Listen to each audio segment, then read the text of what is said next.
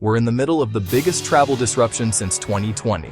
Since the conflict began, tens of thousands of flights have been canceled, with the economic fallout already hitting billions of dollars. But this isn't just a flash in the pan. It's the start of a fundamental shift in global aviation, tourism, and safety that will likely affect every single one of us who travels. This isn't just about one region either. It's a chain reaction that's rerouting more than just flight paths. It's altering the future of how we move around the planet. It feels like we're watching one era of travel end and a new, more complicated one begin. So in this video, we'll break down how the current conflict is doing more than just diverting planes. It's reshaping the future of travel itself. To really get how big of a deal this is, we need to look at history. Major world events don't just pause travel, they rewrite the rulebook. Think about September 11, 2001. Before that day, arriving at the airport 30 minutes before your flight was normal. Security was a breeze. After 9/11, a new reality was created overnight. Reinforced cockpit doors, liquid restrictions, and intensive security screenings became a permanent part of flying. It felt jarring then. Now, it's just the price of admission. Or consider the Cold War. For decades, Western airlines couldn't fly over the massive airspace of the Soviet Union. Flights from Europe to Asia had to take long, roundabout routes, flying south over other countries, which was expensive and slow. Then, the Berlin Wall fell, and it didn't just change politics. It opened up the skies. The new, direct Siberian route shaved hours and huge costs off flights, helping kickstart the very era of easy global connectivity we've known for the last 30 years. These are what you'd call inflection points. They create a clear before and after.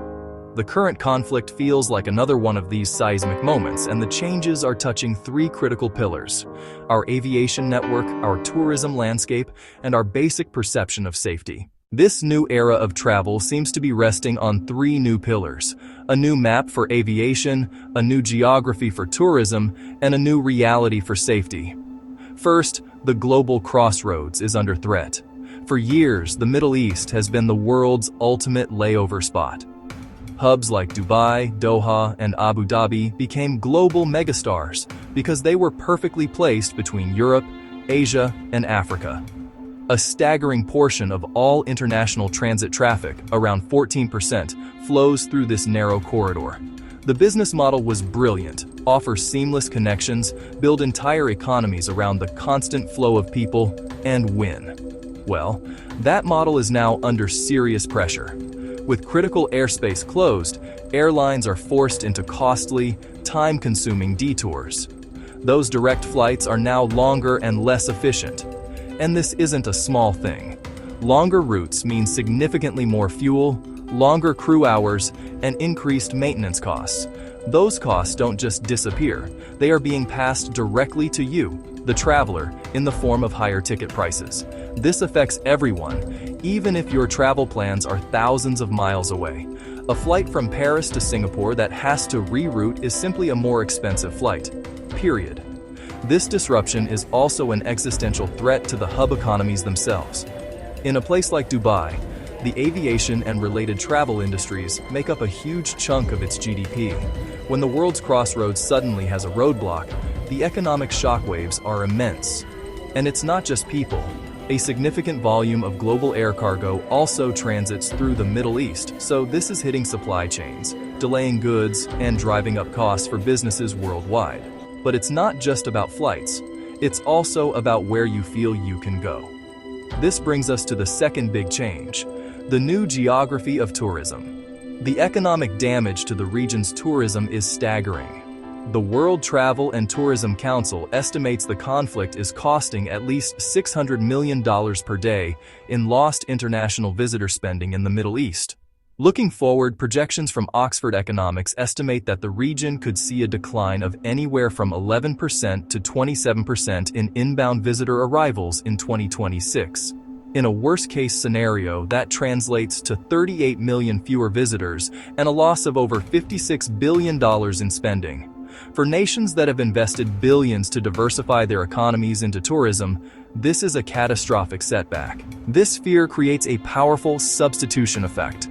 travelers who planned a trip to the Red Sea might now be booking holidays in the Caribbean. Data suggests that while some Middle Eastern countries saw a significant drop in European visitors, North African destinations saw a surge, meaning travelers are actively redirecting their plans to places they perceive as safer.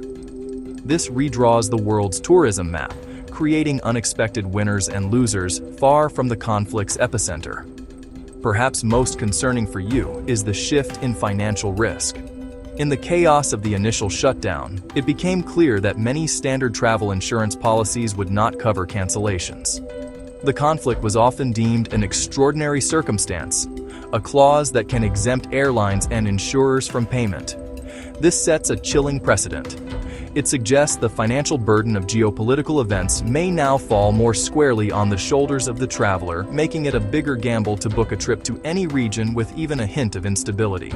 This is all tied to a much deeper, more personal shift. The new psychology of travel safety, our third and final pillar. Unsurprisingly, traveler confidence in the region has plummeted to lows not seen since the 2020 pandemic. This isn't a rational calculation of personal danger, it's a measure of feeling and perception. A headline about conflict in one country can cast a halo of fear over its neighbors, and sometimes over an entire continent. The problem is that this fear has a very long tail. Experts agree that the damage to a destination's image will last long after any fighting stops. Rebuilding traveler confidence is a slow, expensive process. We've seen regions recover from security incidents before, but the scale and geopolitical complexity of this conflict mean that rebuilding trust could take years, not months. This new reality of safety won't be confined to the Middle East. Just as 9/11 led to enhanced security at every airport on Earth, a major regional destabilization forces every country to reassess its own security. This could lead to a new global baseline of security measures, more invasive screening, and a heightened sense of suspicion that fundamentally alters the feeling of freedom that travel is supposed to represent. So, what does this all add up to? A new aviation map that is more expensive and less efficient. A new tourism geography dictated by fear, and a new psychological burden of risk placed upon every traveler. Together, these forces are creating a long-term consequence we can no longer ignore. The end of the seamless global travel we have come to take for granted. This conflict is acting as an accelerant, pushing us away from a single, interconnected world and towards a future of fragmented travel blocks. The era defined by the idea that you could easily and affordably cross the globe, with the Middle East as the convenient bridge between West and East, is being challenged. That bridge now looks more like a barrier. What may replace it is a system that is more complex, more expensive, and more politically defined. Journeys will be longer. Some routes may disappear entirely. The ease of connecting two distant points on the globe could be replaced by a patchwork of regional networks that are less integrated and harder to navigate. The infrastructure, the airline alliances, and the economic incentives that underpinned the last 2 decades are being dismantled and rerouted in real time. This isn't a system that will just snap back into place. This is a fundamental rerouting with effects that will likely last for a very long time.